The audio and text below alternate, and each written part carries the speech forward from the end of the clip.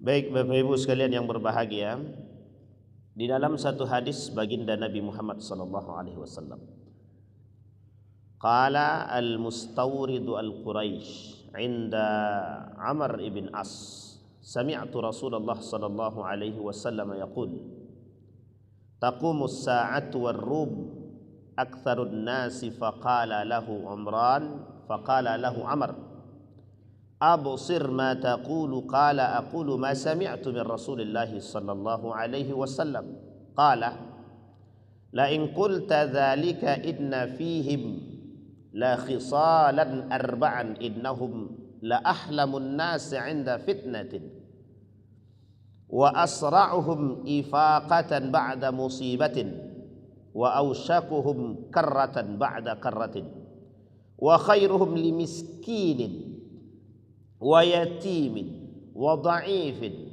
wa khamisatun hasanatun jamilatun wa amna'uhum min zulmil muluk. Al-Mustawrid Al-Quraisy berkata di hadapan Amr ibn As, aku mendengar Rasulullah sallallahu alaihi wasallam bersabda, satu hari kiamat tiba, orang-orang Romawi yang banyak mendominasi, wa aktsaruhum ar-Rum. Nanti coba kita lihat dengan surat Ar-Rum, bagaimana bunyi daripada surat Ar-Rum, ghalabatir Rum. Kemudian Amr ibn As berkata, sadarkah apa yang kau katakan itu? Al-Mustawrid menjawab, benar, aku mengatakan apa yang aku dengar dari Rasulullah sallallahu alaihi wasallam.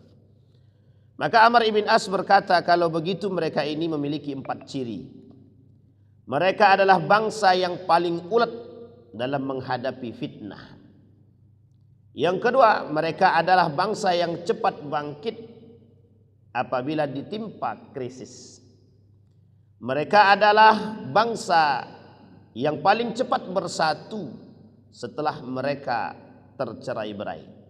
Yang keempat, mereka adalah bangsa yang paling santun terhadap orang miskin, anak yatim, dan para duafa. Ditambah lagi yang kelima, mereka adalah bangsa yang bagus dan rupawan serta paling mampu mencegah kezaliman atau penguasa-penguasa mereka. Hadis ini disampaikan oleh Musa ibn Ali yang kemudian dia riwayatkan daripada ayahnya. Di dalam hadis yang lain Nabi mengatakan, justru dominasi Quraisy sebelum datangnya hari kiamat, atau lebih tepatnya dikatakan hilang, Quraisy itu musnah sebelum datangnya hari kiamat. Dari Abu Hurairah, an Abi Hurairah radhiyallahu anhu, Nabi sallallahu alaihi wasallam qaal, asra qabail al-arab fana'an Quraisy. Kata Nabi, yang paling cepat akan punah nanti kabilahnya Quraisy. Wa yushiku an tamurra al-mar'atu bin na'li fataqula inna hadha na'lu Quraisy. Sudah dekat masanya di mana ada seorang wanita melintas dengan memakai sandal seraya berkata, seperti inilah model sandal orang-orang Quraisy. Bapak Ibu sekalian yang berbahagia, dua hadis ini menunjukkan bahwa begitu dekatnya hari kiamat, meskipun kita tak tahu kapan datangnya hari kiamat tersebut. Kita tak sedang berbicara kematian, kita sedang berbicara realita. Kemarin malam ada video bagus dari seorang wakil menteri luar negeri, kalau saya tak salah, Bapak Dr. Anies Mata. Kapan-kapan Bapak Ibu boleh cek sendiri dalam video beliau, bagus. Beliau mengajak kita berpikir lebih realistis dalam memahami surat Ar-Rum. Imam Al-Ghazali pernah berkata di dalam kitabnya Asnaful Maghrurin, orang-orang yang tertipu.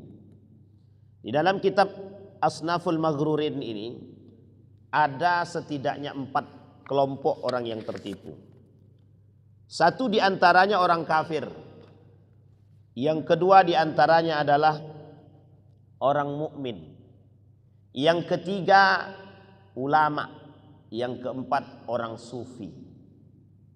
Satu orang kafir. Yang kedua orang mukmin.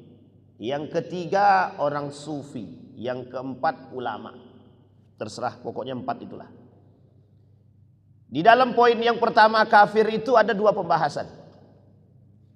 Yang pertama, orang kafir tertipu karena Tuhan. Dia tak percaya dengan Allah. Dia tak tahu, tak punya Tuhan. Artinya ditipu oleh urusan dunia. Tapi yang kedua, pembahasan kedua dari poin pertama tersebut, ada orang muslim yang mengikuti kafir. Orang muslim yang mengikuti kafir. Dominasi Romawi ini ada 2 hal. Romawi itu terbagi 2. Ada barat, ada timur. Romawi timur itu Konstantinopel sekarang, Turki, Istanbul. Jadi lingkaran Turki dan Istanbul ini namanya Romawi timur namanya. Kalau Romawi barat itu Italia. Italia ke atas, Italia, Spanyol. Tak disebutkan dalam Al-Quran ataupun hadis itu ada di situ disebut dengan Spanyol, tidak ada. Amerika, apatah lagi. Belanda, nggak ada. Italia nggak ada. Tapi yang disebut di situ Rum. Maka ayatnya berbunyi Ghulibatur Rum. Jadi Ustadz Dr. Anis Mata ini sedang menguliti kalimat Ghulibatur Rum. Dia mencoba menjabarkan maksud daripada ayat tentang Rum. Rum itu artinya apa Pak Ustaz? Rum itu artinya Romawi. Di dalam hadis Nabi ada 2 kota, 2 negara yang menjadi pusat perhatian dunia. Yang pertama Persia. Yang kedua Rum, Romawi. Maka disebutlah dalam hadis Nabi tersebut Faris, Rum. Faris Persia, Rum Romawi. Pertanyaannya adalah, mengapa 2 nama ini begitu populer dalam hadis Nabi? Ada pernyataan baginda Nabi Muhammad SAW tentang 2 hal tersebut. Ada. Kata Nabi, kelak Persia, Rum akan ditaklukkan oleh umat Islam. Dalam catatan sejarah tidak bisa diingkari bahwa Persia 3 kali perperangan ditaklukkan oleh Islam. Khalid bin Walid, Sa'ad bin Abi Waqqas, kemudian Nu'man ibn Maqarrin Al-Muzayyan. 3-tiganya punya perang masing-masing. Khalid bin Walid Dhatus Salasil, pembuka dalam perang penaklukan Persia pertama setelah membumi hanguskan orang-orang murtad dan yang tak mau bayar zakat pada masa kepemimpinan Abu Bakr Siddiq. Yang kedua Qadisiyah, Sa'ad bin Abi Waqqas. Terjadi pergeseran antara pergeseran khilafah antara dari Abu Bakr Siddiq menuju Umar bin Al-Khattab pada saat itu. Yang ketiga, perangnya Qadisiyah yang kedua tadi itu Sa'ad bin Abi Waqqas, pemimpin utama perang, panglima perang pertama. Yang ketiga ada namanya An-Nu'man ibn Maqarrin dalam perangnya Nahawan, bukan Nahrawan tapi Nahawan. Nahawan adalah perang terakhir, Fathul Futuh, perang di antara perang terakhir atau kemenangan atas kemenangan lain. Yang ini adalah perang terakhirnya Persia. Setelah perang Nahawan tak ada lagi perang terhadap Persia, yang dimana perangnya dimenangi oleh umat muslim. An-Nu'man ibn Maqarrin pada saat itu wafat dalam perang tersebut, digantikan oleh seorang sahabat Nabi bernama Huzaifah ibn al-Yaman. Jadi setidaknya panglima perang dalam perang 3 ini ada 4. Sa'ad bin Abi Waqqas, Khalid bin Walid, An-Nu'man ibn Maqarrin, Huzaifah ibn al-Yaman. Persia. Ditaklukkan ke semua ini kalau dalam hitungan hari tak lebih dari 1 bulan. Satu negara yang berkuasa pada masanya hanya ditaklukkan tak lebih dalam 1 bulan dalam hitungan hari. Yang kedua, Rom, Romawi. Terjadi dalam hadis Nabi 2 kali penaklukan Konstantinopel. Yang dimaksud Romawi di sini, ulama hadis mengatakan Romawi yang berkuasa ketika itu adalah Romawi Timur. Tak pernah tertulis dalam catatan sejarah itu yang berkuasa terkhusus di dalam Islam itu. Bahkan dalam hadis Nabi disebut di situ sebagai Amerika, Belanda, Prancis, Jerman ataupun Inggris. Tak ada. Tapi yang mendominasi ketika itu adalah Konstantinopel. Umranu Baitul Maqdis wa khurabu Yasrib wa fathul Konstantinia wa khurujul malhama wa khurujud dajjal. Dalam hadis Nabi begitu. Kemerdekaan Baitul Maqdis. Ketika Baitul Maqdis merdeka, maka hancurlah Madinah. Ketika Madinah hancur, maka akan terjadi penaklukan Konstantinopel. Penaklukan yang kedua. Penaklukan pertama Muhammad Al-Fatih. Dalam catatan sejarah, Felix Shaw menulis buku tentang Muhammad Al-Fatih. Sampai dia katakan kepada anak dan istrinya, terkhusus kepada istrinya, sampaikan kepada anak-anak, jangan ada yang mengganggu diriku ketika aku menulis buku tentang Muhammad Al-Fatih. Heroiknya Muhammad Al-Fatih. Muslim. Tapi ketika itu Konstantinopel berada pada puncak kejayaan, ya. Ketika itu Konstantinopel yang memegang kekuasaan setengah dunia. Romawi Timur, Konstantinopel, Turki sekarang, Istanbul. Sebelah sini Eropa, sebelah sini Asia. Tengah-tengahnya Laut Bosporus. Artinya kekuasaannya jauh. Pertanyaannya adalah mengapa Nabi mengatakan hal demikian? Kelak Islam itu akan sampai penjuru dunia ketika sudah melintasi 2 hal tersebut.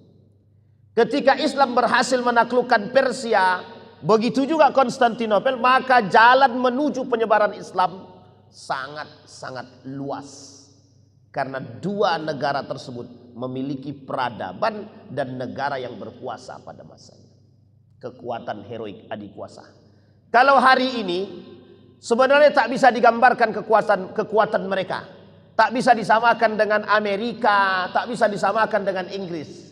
Meskipun dalam catatan sejarah dikatakan Inggris pernah berkuasa Perang Dunia Pertama, Amerika berkuasa dalam Perang Dunia Kedua. Dominasi mereka hari ini disebut oleh para ulama sebagai Romawi Barat. Romawi Barat, bukan Romawi Timur. Kapan terjadi penaklukan Konstantinopel yang kedua? Akankah kembali terjadi penaklukan Romawi Timur atau penaklukan Konstantinopel selanjutnya?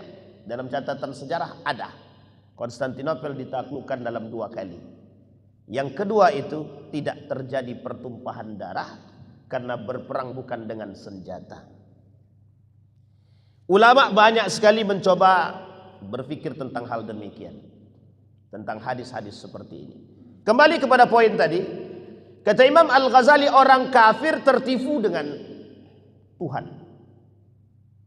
Bahkan orang kafir ini meniadakan Tuhan karena mereka lebih kepada dunia. Bagi orang kafir, ad-dunya mata'ul yaqin. Tapi bagi mereka, nikmatul akhirah ghair yakin. Bagi orang kafir, kenikmatan dunia itu jelas, nyata. Tapi bagi mereka, nikmat akhirat itu tidak nyata. Bagi orang muslim dan mukmin seharusnya nikmat akhirat lebih nyata daripada nikmat dunia. Seharusnya. Ingat kalimatnya, seharusnya. Mengapa harus ada penekanan seharusnya? Karena rata-rata manusia hari ini lebih mengatakan nikmat dunia lebih nyata daripada nikmat akhirat. Apa buktinya? Ketakutan mereka terhadap akhirat tak lagi tampak, tapi ketakutan mereka terhadap kemiskinan, hilangnya harta, itu sangat nyata sekali. Wala nabluwannakum bisyai'in minal khauf wal ju' wa naqsi minal amwali wal anfusi wat thamarat wa basyyiris sabirin. Umat mukmin di akhir zaman cuma diperintahkan satu saja. Isbiru aw la tasbiru. Bersabarlah atau tidak sama sekali. Orang mukmin cuma diperintahkan untuk itu. Saking dahsyatnya akhir zaman itu, bahwa dunia tak lagi sama seperti apa yang ada dalam kacamata kita. Kembali kepada kitab tadi. Pada pembahasan kedua dalam Ghururul Kafir, kata para ulama, kata Imam Al-Ghazali, justru orang mukmin bersama, bergandeng tangan, orang muslim bergandeng tangan bersama dengan orang kafir. Perkataan ini mulai terbukti sedikit demi sedikit. Kita lihat dari sisi kehidupan. Orang muslim hari ini lebih nyaman mengikuti perubahan dari nilai Islam beragama menuju nilai-nilai yang sekuler tanpa agama. Dari sisi pikiran, begitulah sistem dunia ini. Setiap tempat dan ranah sudah menjadi kekuasaan mereka. Umat muslim juga mengikuti. Kata umat muslim, agama tak nampak, lebih baik kami mengamankan diri. Apa maksudnya? Maksudnya sederhana saja. Hari ini umat muslim ini tak punya pendirian, tak punya sikap, tak punya prinsip. Terombang-ambing. Ketika diri dia tak aman, dia cari tempat yang aman. Di mana tempat yang aman? Bergabung dengan pelaku-pelaku maksiat. Yang penting aku aman. Masalah dia bermaksiat tak bermaksiat itu tak urusan. Kalaupun aku bersama dengan mereka, aku aman. Yang penting hatiku tetap beriman. Ini poin penting yang harus dipahami. Yang penting aku tetap beriman meskipun bersama orang kafir, meskipun bersama musuh, yang penting hatiku tetap beriman. Tolong digarisbawahi kalimat ini. Ini bukan sikapnya seorang mukmin, bukan sikap orang mukmin, tapi sikapnya seorang muslim. Muslim wajar saja kalau dia berbuat demikian. Dari pertama mulai khalifah di masa dinasti Umayyah sampai runtuhnya Turki Utsmani, memang lahir para penjilat-penjilat itu yang memang mereka bersekutu dengan musuh hanya untuk ambisi-ambisi kekuasaan. Inilah yang menyebabkan dominasi Romawi Barat di akhir zaman. Kenapa demikian? Karena kecintaan manusia terhadap dunia menyeret mereka untuk harus berkawan baik dengan pelaku pemain dunia hari ini. Siapa mereka? Amerika. Siapa mereka? Inggris, Prancis, Jerman. Pemain utama dari sisi ini. Mereka mulai menikmati dunia dan orang-orang mulai santai dengan hidup bergandeng tangan dengan musuh-musuhnya Islam hari ini. Bapak Ibu sekalian yang berbahagia, apa yang ingin kita sampaikan sebenarnya? Yang ingin kita sampaikan sebenarnya kepada kita, betapa dekatnya hari kiamat dengan kita hari ini, meskipun kita tak tahu kapan datangnya. Tapi kedekatan hari kiamat itu semakin tampak sedikit demi sedikit. Tak ada satupun perkataan Nabi yang tak terbukti, kecuali mereka yang meragukan perkataan baginda Nabi Muhammad SAW. Imam Ghazali mengingatkan kita, kata Imam Al-Ghazali, sebagai seorang mukmin itu harus punya prinsip. Hari ini kita umat muslim tidak punya prinsip. Kita goyang, kita goyah, kita tak bersatu, kita bercerai-berai. Hanya karena persoalan sederhana saja. Persoalannya dunia saja, persoalannya jabatan saja, persoalannya harta saja, persoalannya tahta saja, bukan persoalan yang lain. Kita rela menyeret kawan-kawan, kita rela menyeret sesama mukmin, menjatuhkan dan lain sebagainya hanya karena persoalan kekuasaan, jabatan, harta. tak lebih daripada itu. Apa kata Imam Al-Ghazali? Sehina-hinanya manusia itu adalah yang memang mengedepankan dunianya ketimbang akhiratnya. Jadi siapapun di antara kita yang mengedepankan dunia dalam arti cinta terhadap dunia, maka mereka lebih hina daripada manusia yang mengedepankan akhiratnya atau mengebelakangkan akhiratnya. Imam Ghazali tidak mengatakan meninggalkan dunia. Imam Ghazali mengatakan karakter manusia di akhir zaman pencinta dunia. Itu yang harus dipahami. Apa yang membuat orang-orang kemudian dominasi barat terhadap kita hari ini lebih berkuasa? Karena mereka memberikan kita dana, kita menikmati dengan dana tersebut. Kita ambil contoh. Jangan ada yang tersinggung, tapi tak boleh tersinggung. Karena subuh-subuh ini harus jaga hati. Kalau tersinggung berarti tak pelaku dia berarti. Ada satu contoh yang sangat sederhana. Ketika ada di antara kita bangga ketika kita sekolah ke luar negeri Eropa dengan beasiswa tapi jurusannya Islamic Studies misalkan. Bapak Ibu lupa bahwa mereka ini akan menyediakan sekian banyak beasiswa untuk merubah pola pikir masyarakat, terkhusus anak-anak muda. Catatan sejarah itu tidak bisa dihilangkan. Ada satu universitas namanya McGill University. Di mana McGill University? Kanada. Apa jurusan yang ada ketika itu? Salah satu di antara yang paling cepat lahir ketika itu adalah Islamic Studies. Tahu Bapak Ibu tujuannya apa? Mereka berikan sekolah-sekolah yang di dalam sekolah tersebut ada jurusannya Islamic Studies. Apa tujuan Islamic Studies itu? Untuk merubah pola pikir anak-anak muda yang belajar. Yang tadinya kuat nilai agamanya dirubah dalam aspek sejarah. Mereka rubah sekian banyak nilai-nilai sejarah. Sehingga umat muslim atau anak muda yang balik dari hal tersebut, dari sekolah-sekolah tersebut, yang tadinya lurus menjadi bengkok. Ini dominasi yang paling kelihatan di antara kekuatan orang-orang barat ketika itu untuk merusak pikiran umat muslim ketika itu. Ini jangan dipahami sepihak. Kita berbicara dalam aspek perang pemikiran, Pak. Betapa besarnya dampak Nur Khalis Majid.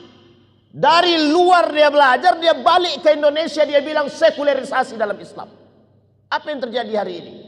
Umat muslim mulai lupa dengan nilai-nilai agama. Siapa yang mengembangkan sekulerisme dalam Islam? Siapa yang mengembangkan pemisahan agama? Dominasi barat kafir terhadap umat muslim. Yang mereka umat muslim justru mengaku lebih baik mengikuti mereka. Pada akhir kalimatnya sederhana Pak, saya tak mau panjang. Tapi ada satu poin penting yang mereka ingin ambil. Ateisme secara tanpa sadar. Jadi kita nih umat muslim kita nih sedang dibuat jadi ateis. Bapak Ibu sholat tapi tak percaya dengan Tuhan. Apa buktinya? Betapa banyak orang-orang yang sholat dan berapa banyak orang-orang yang mohon maaf. Sholatnya bagus, ibadahnya, tapi mereka tidak percaya kepada Allah. Apa yang menyebabkan kita tidak percaya kepada Allah? Kecintaan kita terhadap dunia dengan nalar logika dan akal yang ditanamkan oleh orang-orang barat itu lebih tinggi ketimbang makna wahyu itu sendiri. Tak bisa dipungkiri, itu kenyataannya. Sehingga nilai-nilai agama berkurang sedikit demi sedikit. Lahirlah pernyataan yang sangat sederhana. Tidak apa-apa, kami tak berkerudung, yang penting kami sholat. Tidak apa-apa, kami korupsi, yang penting kami sholat. Tidak apa-apa, kami maling, yang penting kami sholat. Maling iya, sholat jalan. Puasa oke, maksiat jalan. Bapak Ibu boleh cek ya, di bulan suci Ramadan kemarin, berapa banyak pelaku-pelaku zina itu yang bertebaran itu. Puasa mereka, puasa. Tapi zina mereka, iya. Meskipun tidak berhubungan badan zinahnya. Tapi secara zahir nampak. Dengan PD-nya umat muslim itu mereka berpuasa. Lisannya puasa. Hawa nafsu dia tak puasa. Inilah yang disebut dengan dominasi barat terhadap Islam saat ini. Umat muslim kaku dengan agama dia sendiri. Sampai di sini bisa dipahami Bapak Ibu. Jadi kata Nabi, ketika dominasi barat itu berkuasa atau dominasi Romawi barat itu berkuasa, mereka menjadi negara yang paling berkuasa. Maka bagaimana umat muslim ketika itu? Umat muslim berada pada kondisi yang sangat banyak tapi lemahnya bukan main. Dan terbukti Pak, hari ini umat muslim tak bisa ngapa-ngapain. Cuma bisa ngikut saja. Bapak Ibu mau bukti? Kita buktikan. Satu bukti saja. Coba cari universitas mana di Indonesia ini yang tujuannya untuk membangkitkan ketakwaan dan keimanannya. Tidak usah universitas negeri ya, universitas Islam. Coba cari. Mana yang tujuan universitas Islam itu membangkitkan ketakwaan dan keimanan. Kalau ada, perlu kita pelajari Pak. Ada satu universitas yang hari ini sedang digodok oleh kelompok Ustadz Dr. Adian Husaini dan kawan-kawan. Yang ingin mengembalikan nilai-nilai peradaban dan nilai-nilai agama dalam universitas tersebut.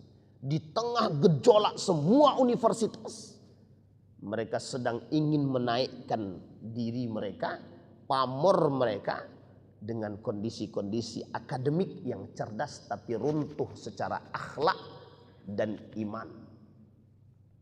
Betul apa salah kira-kira?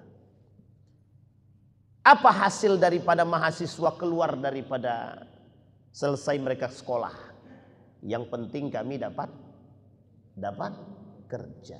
Pertanyaannya, ada ndak mahasiswa yang stres kalau setelah sekolah kuliah tak dapat kerja? Ada nggak? Sekarang tuh orang bingung Pak cari kerjaan. Ngapain kami sekolah? Cari kerjaan dia susah. Tuh tengok S1 nganggur banyak gitu. Ini pola pikir yang salah juga sebenarnya. Tapi ada tapinya. Ada sebabnya? Ada. Betapa banyak hari ini orientasi universitas itu, mohon maaf, lebih kepada arahnya sekuler. Sekuler. Adakah mahasiswa hari ini? Saya tidak tahu nih. Di depan ini kan ada kampus Universitas Islam Riau. Kita boleh cek itu. Berapa banyak yang sholat zuhur itu ketika azan kumandang itu. Itu kan paling nampak tuh di situ. Kalau mau sebenarnya mudah saja Pak.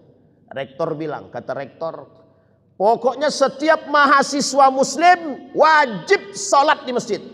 Kira-kira penuh nggak masjid itu? Itu sederhana aja Pak.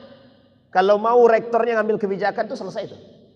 Umri misalkan, Muhammadiyah, Universitas Islam Negeri misalkan. Tinggal buat aja peraturan. Selesai Pak. Ramai masjid Pak. Tapi pertanyaannya mengapa tidak dibuat? Pengen menumbuhkan kesadaran. Justru pelecehan seksual datangnya dari kampus-kampus Pak.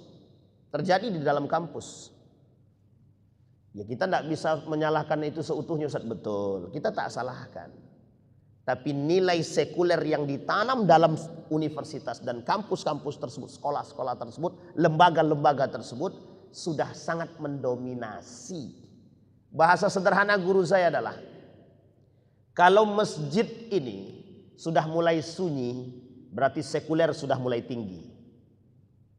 Tapi kalau masjid ini sudah ramai, maka sekuler mulai kewalahan menghadapi.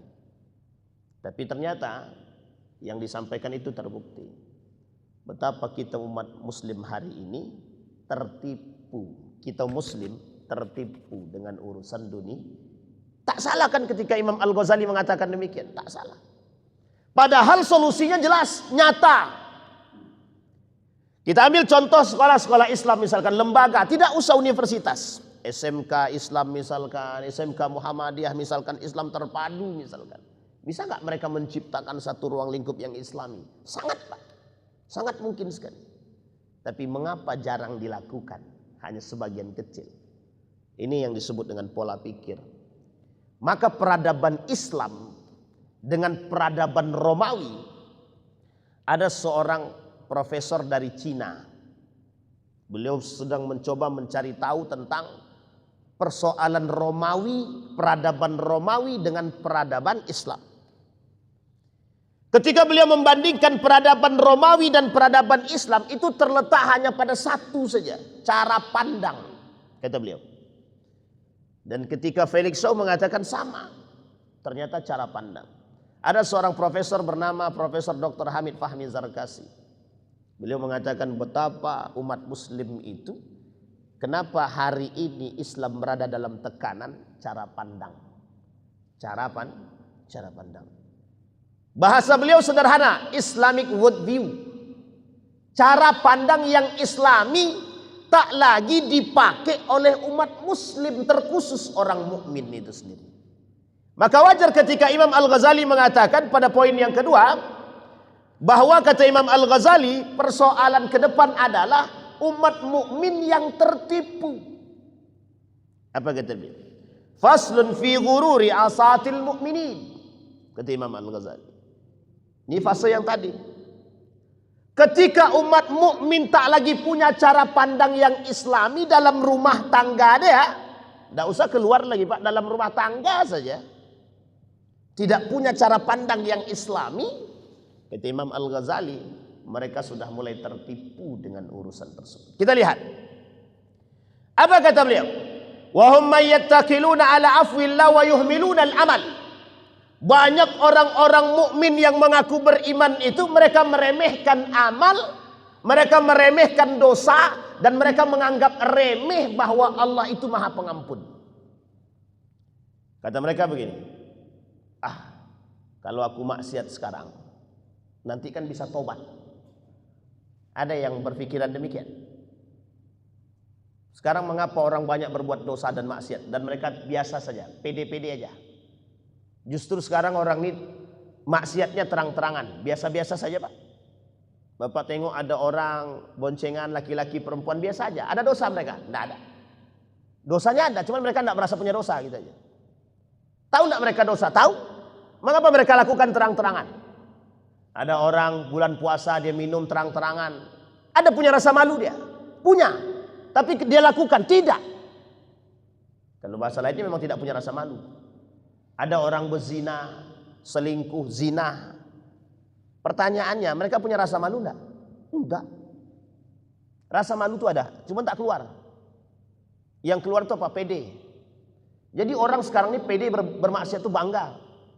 Bangga dia bermaksiat. Makanya ada seorang ulama mengatakan begini, teologi murjiah, permisif murjiah. Saya kasih sedikit contoh. Murjiah itu Pak, ada nama aliran, namanya murjiah. Nah murjiah ini adalah kelompok sesat yang disesatkan oleh ulama. Apa sesatnya? Meremehkan dosa. Makanya hari ini banyak orang-orang berdosa, maka dikatakan ini namanya murjiah modern. Murjiah modern itu membuat kita nifak Pak, nifak, dan membuat kita secara perlahan ateis. Ateis. Bangga orang-orang bermaksiat hari ini terang-terangan, minum khamar terang-terangan, judi terang-terangan, bahkan hari ini prostitusinya online, judinya pun online. Dan PD main dalam masjid. Mainnya dalam masjid. Ketika main dalam masjid, azan berkumandang, berhenti dulu dia. Selesai azan dia lanjut main. Pas qomat berhenti dia, sholat dulu. Selesai sholat, assalamualaikum, assalamualaikum, langsung ambil HP, main judi balik. Coba bayangkan, tak punya rasa takut kepada Allah sama sekali. Judi online, ribawi, merajalela, pede saja Pak orang, biasa aja. Bahkan umat muslim hari ini, mereka dengan mereka saja tak pernah ingin ada namanya nasihat menasehati. Ya sebagian, meskipun ini sebagian besar. Artinya apa kata Imam Al-Ghazali? Yattaqiluna bi afwillah, kami kalau kami pun maksiat tidak usah capek-capek, udah kami tinggal datang kepada Allah, taubat, selesai. Itulah yang terjadi hari ini dalam benaknya para pelaku-pelaku koruptor itu sekarang. Para pelaku-pelaku zina itu, dalam benak mereka begitu sekarang. Kami mau nanti aja. Kalau duit kami sudah banyak, nanti kami menghadap kepada Allah dan kami bertobat. Kalau sekarang belum dulu. Anak kami masih sekolah. Dan masih banyak anak yang harus kami sekolahkan. Pertanyaannya adalah, Anda tahu hidup Anda seberapa jauh? Pertanyaan kedua, apa yakin Anda bisa beribadah dengan baik dan tenang? Apa kata Murji'ah? Kata orang Murji'ah, salah satu teologi kesesatan Murji'ah tersebut, salah satu kesesatan ajaran Syiah, ajaran Murji'ah tersebut, mereka menganggap remeh amal ibadah, menganggap remeh dosa. Justru kata mereka, kalau kami bermaksiat tinggal datang kepada Allah. Dan mereka mengatakan bahwa maksiat itu tergantung kepada hati. Kalau maksiat tapi hatinya tetap beriman, ya tidak ada masalah. Coba bayangkan. Kira-kira masalah enggak tuh kalau terjadi dalam umat muslim hari ini? Dan bukan terjadi lagi, sudah terjadi. Begitulah umat muslim hari ini, mereka tak percaya lagi dengan Allah. Jadi seolah-olah dosa itu dilakukan dengan hal biasa, karena mereka meyakini satu hal, cukup datang kepada Allah dan bertobat, Allah ampuni, selesai. Seolah-olah mudah sekali. Sangat mudah sekali. Mengapa orang hari ini dengan santai bermaksiat? Karena mereka cara pandangnya Murji'ah. Sekarang kita lihat, adakah kesesatan Murji'ah itu? Ada, kita lihat. Biar Bapak Ibu juga mengerti. Apa kesesatan Murji'ah? Setidaknya ada 4. Satu, memisahkan amal dari iman. Sekulerisme. Memisahkan agama dari kehidupan. Apa kata orang sekuler? Agama, agama. Maksiat, maksiat. Amal soleh, amal soleh. Jangan tersinggung, Pak. Memang itu pernyataan mereka. Kalau kita ngikut ini sesat kita, Pak.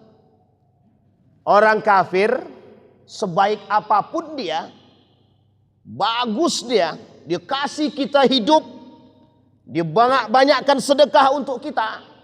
Maka kata orang Murji'ah, kalau dia mati, tak layak kita katakan dia mati masuk neraka meskipun dia kafir. Sekarang saya tanya Bapak Ibu, itu akidah atau bukan? Akidah bukan? Sekarang akidahnya apa? Orang baik kalau dia mati kafir, kira-kira masuk surga atau neraka? Masuk surga atau neraka? Bapak Ibu tidak sadar kita sedang digiring ke situ. Itulah sekarang penggiringan opininya, Pak, yang paling berat bagi kita hari ini. Menggiring nilai-nilai itu menuju pemahaman seperti Murji'ah ini. Jangan begitu. Dia orang baik. Kita harusnya berdoa dan mendoakan dia, kebaikan dia. Dah kafir, mati kafir, dia kita doakan juga, dia kira-kira masuk surga dia tuh. Tidak, saya tanya, Pak, masuk surga enggak kira-kira tuh? Itu gaya akidah, itu akidah, Pak. Sebaik-baiknya kafir mati masuk neraka. Itu akidah umat muslim. Itu akidahnya umat mukmin, orang mukmin. Tidak bisa diganggu gugat. Seburuk-buruknya muslim kalau tidak mati dalam keadaan kafir, tidak mati dia dalam keadaan kafir. Cuma siapa yang tahu mati kafir apa tidaknya kan? Maka dia bisa masih ada berpotensi masuk surga.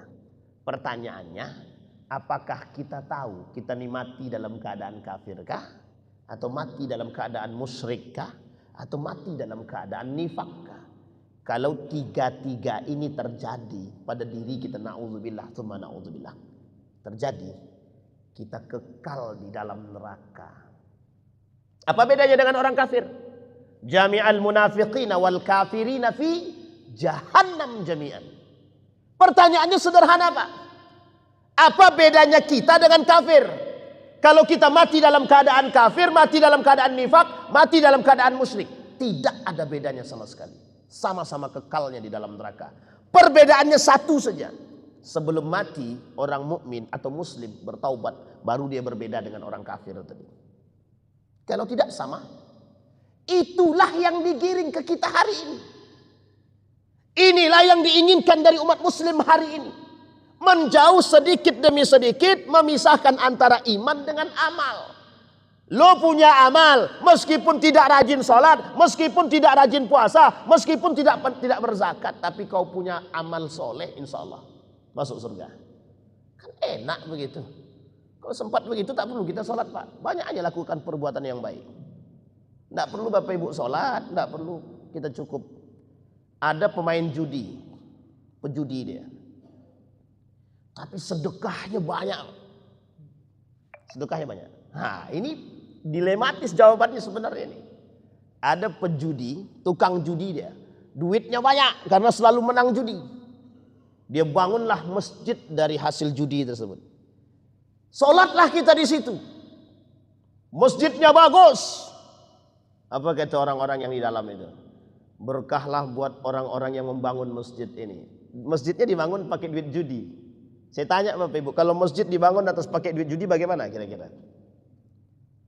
Pakai ini kita. Begitulah kita ini tertipu sekarang. Sama istilahnya duit korupsi untuk bangun masjid. Apa hukumnya duit korupsi untuk bangun masjid? Beberapa waktu yang lalu ada yang nanya gini, Ustadz, di depan masjid kami ini ada apa namanya itu ya? Kayak kafe tapi jualan minuman khamar. Jualannya minuman keras ya, Ustadz. Jadi yang datang di situ mereka minum minuman keras. Ada pesta-pestanya, ada dance-dance-nya, ada perempuan-perempuan tidak benarnya. Tapi Ustaz, ada kelebihannya Ustaz. Apa kelebihannya? Mereka selalu nyumbang ke masjid. Itu antara mau ketawa atau mau apa, itu bingung juga saya Pak. Bapak Ibu besok kalau pas Dr. Mawardi Muhammad Saleh kajian di sini, coba tanyakan sama beliau. Apa jawaban beliau? Setidaknya bisa kita jadikan patokan. Coba bayangkan. Apa sih sebenarnya hukumnya menggunakan duit itu yang haram-haram itu untuk bangun masjid? Kira-kira gimana itu?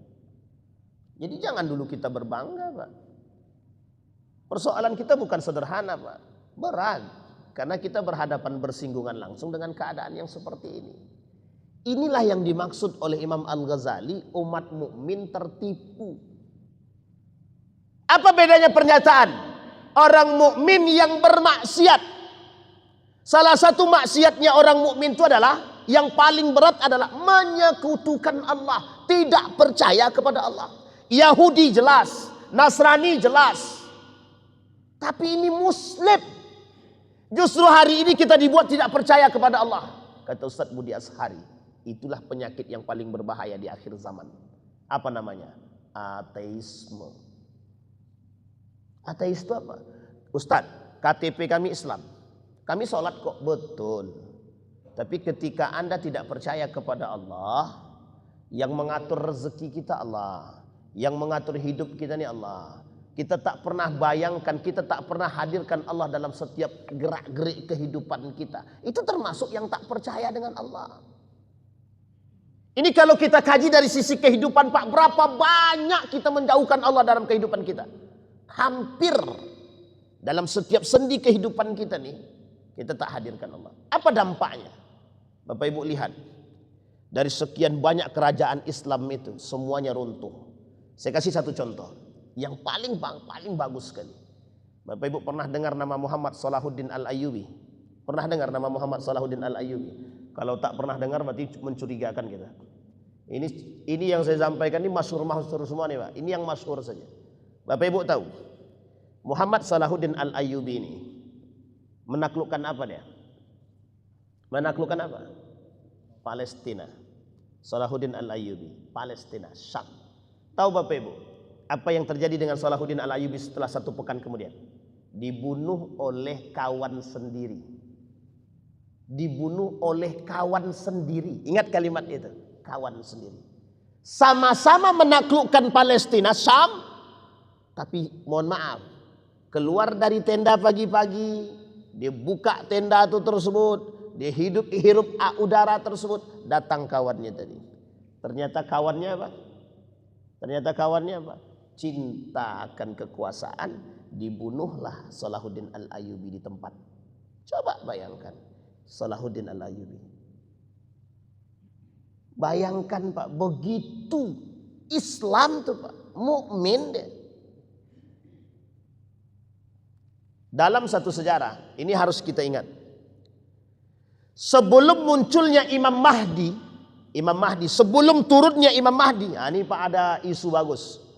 Ada yang mengaku Imam Mahdi dalam Piala Dunia, kan kacau tuh Pak. Jadi pendusta-pendusta ini mulai muncul memang, pendusta-pendusta. Tapi Nabi sudah katakan, kata Nabi di akhir zaman itu akan muncul 30 para pendusta, 60 para pendusta, 70 para pendusta, kata Nabi. Sebenarnya bukan 70 Pak, itu cuma bahasa kiasan. Artinya akan lahir generasi para pendusta. Musailamah al-Kadzab dimulai pada masanya, Tulaihah dan lain sebagainya. Di setiap negara per 100 tahun itu akan muncul Pak. Per 100 tahun kata Nabi, dalam hadis tersebut ada ulama yang mengatakan per 100 tahun akan muncul fenomena-fenomena para pendusta. Baik dia ngaku Nabi, ngaku Tuhan, ngaku malaikat, ngaku Imam Mahdi dan lain sebagainya. Itu per 100 tahun. Per 100 tahun itu. Kan unik tuh, per 100 tahun di sisi muncul mujahid, muncul juga para pendusta itu. Ini unik pula Pak. Ada pula yang mengaku Imam Mahdi. Pokoknya kalau ada yang ngaku Imam Mahdi, kata kuncinya Pak, kalau ada yang ngaku Imam Mahdi dan deklarasi, penipu, pendusta. Itu sudah kita kasih kata kuncinya. Siapapun yang mengaku Imam Mahdi, siapapun yang mengaku dia sebagai adalah keturunan terakhir Nabi sebagai Imam Mahdi, pendusta. Karena dia tak mungkin deklarasi. Coba bayangkan. Kembali kepada poin tadi Pak. Apa kata Nabi? Sebelum turunnya Imam Mahdi ini akan terjadi pertikaian 3 putra mahkota. 3 putra mahkota. Dan mereka akan saling merebut kekuasaan. Ini sudah pernah saya sampaikan Pak. Ini ada yang live streaming nih. Live streaming. Dulu sempat ada yang mengatakan bahwa Saudi Arabia hampir terjadi pertikaian. Ada yang mengatakan bahwa Saudi Arabia, dan ada juga yang mengatakan yang lain. Ada yang mengatakan Yordania. Bapak Ibu, saya ungkit satu sejarah. Bapak Ibu boleh cek di dalam sejarah. Ada namanya dinasti Yarmuk. Dan ada namanya dinasti Granada. 2 ini saja saya kasih contoh. Dinasti Yarmuk itu rela putra mahkota itu membunuh ibu daripada saudara seayahnya demi kekuasaan. Itu demi kekuasaan. Pertanyaannya, itu kerajaan Islam bukan? Kerajaan Islam. Jadi ketika umat mukmin ini bermaksiat kepada Allah, hilang Pak, hilang semua. Jadi kalau cuma semua senggol menyenggol jadi rektor, sikat menyikat kepala dinas, itu biasa. Kalau cuma kepala dinas, gubernur, sikat menyikat, kemudian rektor, itu biasa Pak, biasa. Untuk naik jabatan itu biasa. Terjadi pada masa dinasti Yarmuk. Dibunuhnya ibu dari saudara seayahnya. Coba bayangkan. Hanya untuk kekuasaan. Granada hancur tanpa perperangan. Di tangan Ratu Isabella dan Raja Ferdinand. Tanpa ada pertumpahan darah. Apa yang terjadi? Ayah, anak, paman kontan berkelahi 3-3-nya untuk merebutkan kekuasaan. Anak bunuh ayah kandung dan bunuh paman kontan demi kekuasaan. Dinasti Granada. Boleh cek dalam sejarah itu. Pertanyaannya adalah siapa pelakunya? Ada pertanyaan besar yang mungkin sulit bagi saya untuk menjawab ketika itu. Ada pertanyaan, Ustadz. Dan ini pertanyaan kaum orientalis juga. Apa kata mereka? Mengapa di setiap akhir kepemimpinan kerajaan Islam selalu terjadi kehancuran tanpa ada persatuan? Kita umat muslim, kita semua umat muslim. Mereka mengatakan begini, apa bedanya umat muslim yang ada dalam kerajaan Islam itu dengan kami-kami kafir ini yang juga merebut kekuasaan? Nggak bisa jawab. Dinasti Abbasiyah membumi hanguskan dinasti Umayyah. Perang saudara.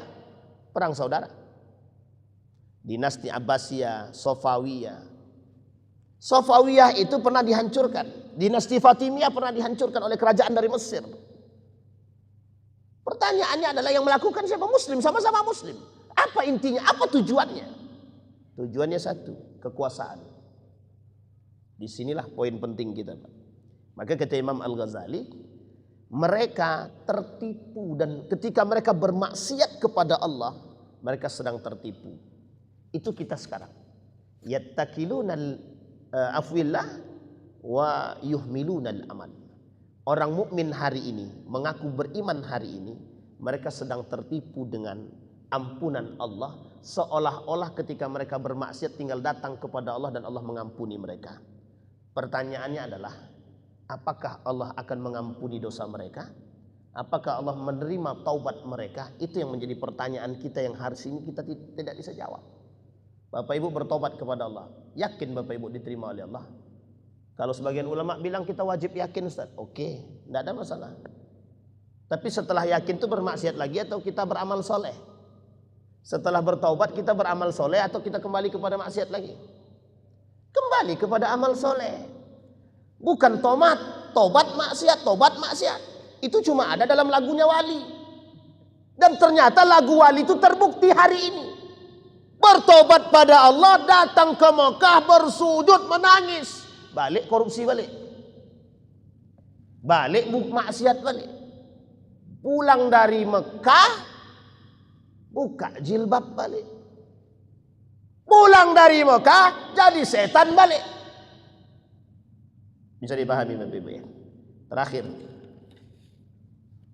Kemudian faslun fi ghururi man yadhunnu anna ta'atahu aktsar min ma'asihi. Apa kata Imam Al-Ghazali? Nanti kita kaitkan dengan Murji'ah tadi. Kata Imam Al-Ghazali, tertipunya orang mukmin yang kedua, mereka menganggap ibadah mereka ini lebih banyak daripada maksiat mereka. Sekarang kita bukti, kita cek. Kita lakukan cek Pak, cek and recheck. Bapak Ibu tahu apa tidak? Kira-kira kalau Bapak Ibu ini beramal ini Allah terima apa tidak? Kita ambil contoh ya, kita ambil contoh. Subuh tadi. Kan kita sholat subuh nih. Bapak Ibu yakin tidak diterima oleh Allah sholat subuh kita nih? Yakin. Wallahu a'lam. Oke? Mungkin diterima, mungkin tidak. Kan ada syarat-syaratnya. Wuduknya benar. Oke? Sholatnya tumaknina. Kira-kira kalau sholatnya tergesa-gesa diterima nggak itu kira-kira? Kalau sholatnya tergesa-gesa. Itu saja poinnya dulu. Sekarang kita ambil sholat, wuduk kita sudah benar. Sholat kita sudah tenang, tumaknina. Dari awal sampai akhir. Bapak Ibu yakin selama sholat itu memang betul-betul mengingat Allah? Itu saja kuncinya dulu. Baik. Kita tidak sedang menggurui siapapun. Tapi perhatikan baik-baik. Itu satu. Setelah sholat subuh, Bapak Ibu yakin tidak ada maksiat yang kita lakukan? Dari bangun tidur sampai nanti kita tidur lagi, berapa banyak maksiat yang kita lakukan? Coba diimbangi dengan ibadah yang kita lakukan. Begitu saja. Ada orang dia buat begini hari-hari. Pokoknya Ustadz, setiap hari itu aku harus sholawat 1000 kali. Baik, 1000 kali. 1000 bagi 5. 5 ini sholat 5 waktu. Dapat berapa kira-kira? 200 per satu sholat. Sholawatnya. Dari selesai sholat menuju sholat yang lain, yakin tidak ada lagi dosa yang kita buat. Jadi kalau ada orang menganggap ibadahnya lebih banyak daripada maksiatnya, itu sama dengan pelaku Murji'ah. Bapak Ibu tahu dampaknya apa? Dampaknya apa? Malas ibadah. Ibadah itu diukur. Salah satu karakter orang munafik, kata Dr. Aid Al-Qarni dalam kitabnya Thalathuna Alamatan lil Munafiqin, orang yang suka menakar ibadah. Orang yang suka menakar ibadah, kata Dr. Aid Al-Qarni, itu orang nifak, munafik. Itu bukan saya yang ngomong, Dr. Aid Al-Qarni dalam kitabnya Thalathuna Alamatan lil Munafiqin. 30 tanda orang munafik. Sekarang saya tanya Bapak Ibu, berapa tanda-tanda orang munafik dalam hadis Nabi itu? Yang Bapak Ibu ketahui, 3 atau 4? Tanda-tanda orang munafik 3 atau 4? 3. Dr. Aid Al-Qarni bilang berapa? 30. Ada 3 buku yang serupa. Yang satu 30, yang satu 40, yang satunya lagi 50. Kira-kira sedikit atau banyak? Ini kalau sempat Pak kita kaji 30 tanda munafik, rata-rata munafik semua kita nih Pak. Serius Pak. Makanya mau kita kaji nifak ini, dalam Al-Quran itu Pak tentang orang munafik ini hampir setiap surat ada. Kita ambil ya surat Taubah. Dalam surat Taubah itu dari ayat pertama sampai ayat yang ke-30-an itu isinya tentang orang munafik semua Pak. Itu surat Taubah. Ada satu kitab judulnya khusus, bagus betul. An-Nifaq wal Munafiquna fi Dawi Surat Taubah. Karakter penyakit nifak dan orang-orang munafik dalam surat Taubah. Itu ada khusus Pak pembahasannya bukunya. Bahkan ada buku khusus namanya An-Nifaq wal Munafiquna fil Quran was Sunnah. Itu tebalnya bukan main. Itu kalau dikaji Pak isinya mohon maaf. Nyinggung kita semua itu. Jadi jangan pernah merasa dan menakar ibadah. Seolah-olah taat kita lebih banyak daripada maksiat. Mohon maaf Pak. Teologi murji'ah begitu. Orang-orang murji'ah itu begitu. Nah, Bapak Ibu sekalian yang berbahagia, kita tutup. Sebelum kita tutup, ada satu nasihat untuk kita semua. Bapak Ibu, yang namanya Yahudi dan Nasrani ini tak akan pernah berhenti membuat kita jauh daripada Allah. Yang punya agama kita, yang punya Tuhan kita, yang bisa memastikan kita ini taat dan beriman kepada Allah itu kita. Maka yang harus kita hindari yang pertama, jangan pernah memisahkan antara amal dengan iman. Sekalipun sekuler maunya begitu. Kita yang mengokohkan setiap perbuatan kita ada kaitannya dengan iman. Setiap orang berbuat baik pasti karena iman. Tapi kalau orang bermaksiat mesti karena tidak punya iman. Kalau orang murji'ah kata mau dia maksiat atau tidak maksiat tidak ada kaitannya dengan iman. Jadi kalau ada manusia seperti ini hari ini berarti dia sedang mengamalkan teologi murji'ah. Satu. Yang kedua, mengatakan iman tidak bertambah dan tidak berkurang. Ini yang harus kita hindarkan. Motivasi umat mukmin itu adalah semakin dia melakukan kebaikan semakin tambah imannya. Termasuk persoalannya adalah beribadah. Jadi harus dipahami Pak. Dan harus dipahami bahwa kita dilahirkan untuk melakukan amal soleh. Kita dilahirkan untuk bermanfaat. Khairun nas ahsanuhum khuluqan wa anfa'uhum linnas. Itu pasti. Dan tidak bisa dipisahkan. Yang ketiga, jangan jadi orang yang suka meremehkan dosa. Dan mohon maaf, jangan mudah menganggap remeh ampunan Allah itu. Jadi jangan seolah-olah kita bermaksiat tinggal tobat, bermaksiat tinggal tobat gitu. Pas bermaksiat mati dia. Tuh bayangkan. Sedang enaknya minum khamar mati dia. Itu masih untung tidak dimatikan sama Allah. Kalau dimatikan langsung. Kira-kira masuk surga apa neraka tuh? Pandai-pandailah Pak. Menyamakan iman orang soleh dan pelaku maksiat. Kita harus berada pada akidah yang sahih. Apa itu? Orang-orang yang beramal saleh tidak sama dengan pelaku maksiat. Dari 4 poin ini Pak, inilah yang kemudian hari ini kita lihat. Begitulah dominasi, sekulerisasi yang datang, sekulerisme yang datang dari barat itu membuat 4 poin ini dan mereka tanamkan dalam diri umat muslim. Sehingga apa yang dampak besar yang terjadi, umat muslim alergi. Kalau bahasa Ustadz Felix Shaw semalam kemarin itu, kata Ustadz Felix Shaw itu, termasuk Ustadz Muhammad Al-Fatih itu, kata beliau, persoalan kita adalah tidak bangganya kita dengan nilai-nilai agama kita sendiri. Kita lebih bangga terhadap nilai-nilai barat. Kenapa? Karena yang tadi 4 perkara yang mereka susupi tadi, yang mereka sisipi tadi, sehingga kita membuat kita jauh daripada nilai. Mudah-mudahan ada manfaat bagi kita semua. Mudah-mudahan apa yang kita sampaikan ini bisa Bapak Ibu bawa dalam rumah tangga. Setidaknya kitalah yang mengokohkan nilai-nilai agama dalam rumah tangga kita. Setidaknya cara pandang Islami ini tidak menjadi satu hal yang kaku ataupun tabu dalam rumah tangga kita. Memang sudah saatnya nilai-nilai ini kita tanam Pak. Karena mohon maaf, yang menggeserkan nilai itu cuma kita. karena pengaruh-pengaruh pemikiran tadi. Maka kembalikan dia kepada asalnya, jadikan setiap poin penting nilai-nilai itu sebagai sumber kehidupan kita. Itulah yang disebut dengan Islamic worldview, cara pandang Islami. A'udzubillahi minasyaitonirrajim. Bismillahirrahmanirrahim. Hamdas syakirin, hamdan na'imin, hamdan yuwafi ni'amahu wa yukafi'u mazidah. Ya Rabbana lakal hamdu kama yanbaghi li jalali wajhikal karim wa 'azimi sultanik. Allahumma faqihna fid din wa 'allimna ta'wil. Allahumma ighfir lana dhunubana wa dhunuba walidina warhamhuma kama rabbayana shighara. Allahumma ighfir lahum warhamhum wa'afihim wa'fu 'anhum wa akrim nuzulahum wa wassi' madkhalahum waj'alil jannata mathwahum ya arhamar rahimin. Rabbana zidna ilma warzuqna fahma ya arhamar rahimin. Allahumma ij'alna minas su'ada'il maqbulin wa la taj'alna minal ashqiya'il mardudin. Allahumma arinal haqqa haqqa warzuqna ittiba'ah wa arinal batila batila warzuqna ijtinabah. Allahumma ansur man nasara ad-din wa khudhul man khadhal muslimin. Allahumma ansur ikhwanana al-mujahidin fi Palestin wa fi Gaza wa fi kulli makan. Allahumma dammir al-yahud. Allahumma ahlikil kafarata wal mubtadi'atul musyrikin a'da'aka a'da'ad din. Allahumma asli akhlaqa imamana.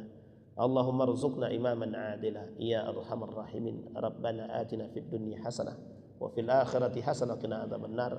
Walhamdulillahi rabbil alamin. Assalamualaikum warahmatullahi wabarakatuh.